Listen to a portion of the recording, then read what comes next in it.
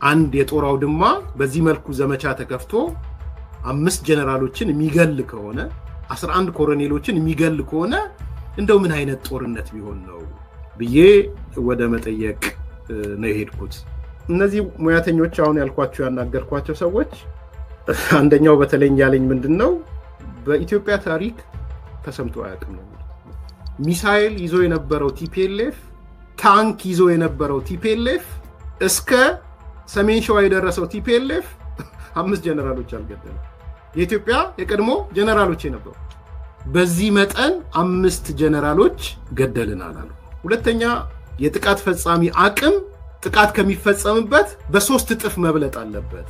ይሄ ነው ሬሽዮ፣ ሳይንቲፊካል ሬሽዮ እሱ ነው እንግዲህ።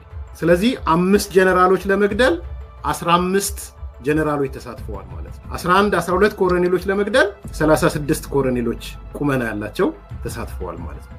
ከዛ እንግዲህ ቢያንስ በትንሹ 3 ሄሊኮፕተር ሊኖራቸው ይገባል። በትንሹ እንደሚነግሩኝ ከሆነ ጀነራሎች በምንም ታምር የጦር አውድማው ጋር አይገኙ።